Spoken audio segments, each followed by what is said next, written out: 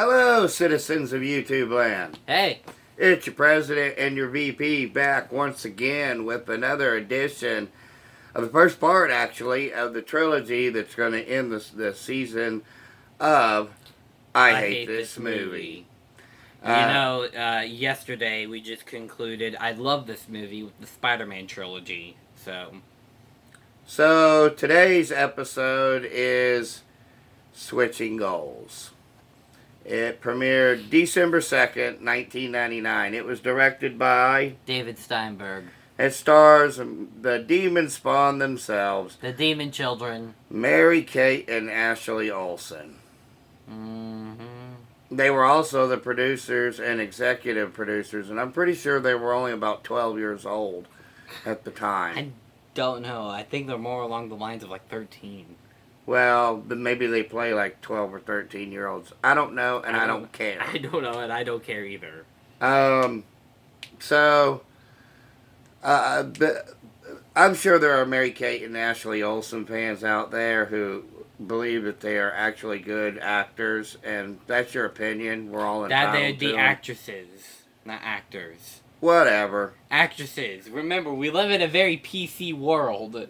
Does it really matter? No. Maybe they would now identify as actors. I don't If we're know. living in a PC world, right? Right. I don't know. Well, they're Dad, they own a fashion You're line. getting off topic. They own a fashion line. You're getting off topic. Alright, whatever. Okay, I guess we ought to get down to the plot of this thing. Yeah. Mary-Kate and Ashley Olsen are, they play twins. I Ooh, know, who surprise, knew?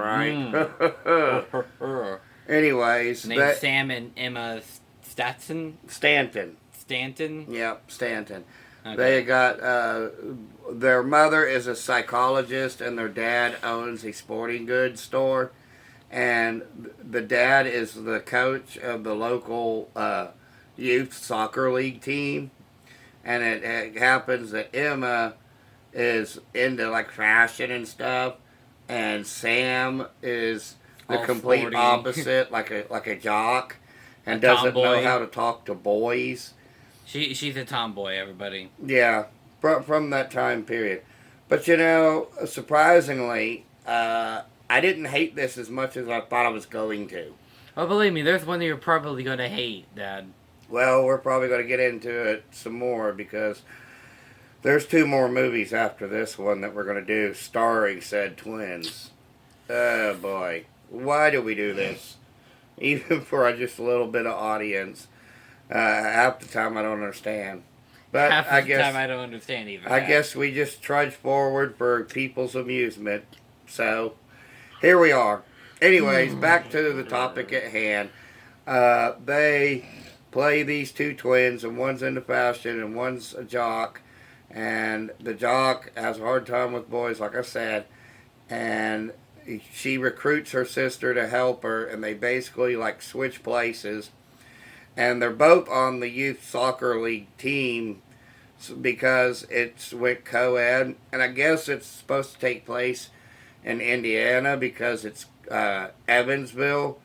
But I would figure actually that there probably would have been more teams than what was portrayed because Evansville is a pretty major city in Indiana. Yeah. Either that or it's a suburb of Evansville. They specifically said it was Evansville. Oh, I guess not then. Anyway, so the twins get the idea because one of them's on the worst team possible, and that happens to be the jock, actually. And the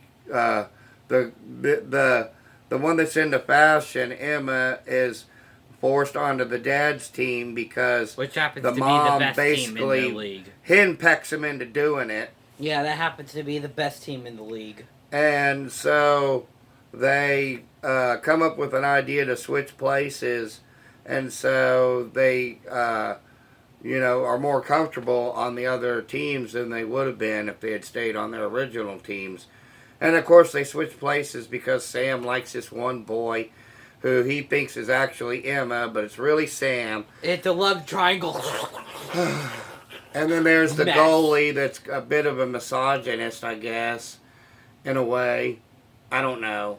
and I don't really I care. don't know. He comes back later on in the story at the end, and again, it's love triangle, love rectangular. So the mom type eventually finds out that they switched goals.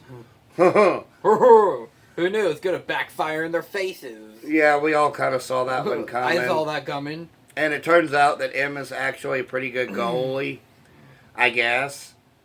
This movie was a little boring, and there's really no reason to watch it. But hey, No. if you are in fact a huge fan of the Olsen twins and their acting and their movies, then this is the movie just for you. And that's your opinion.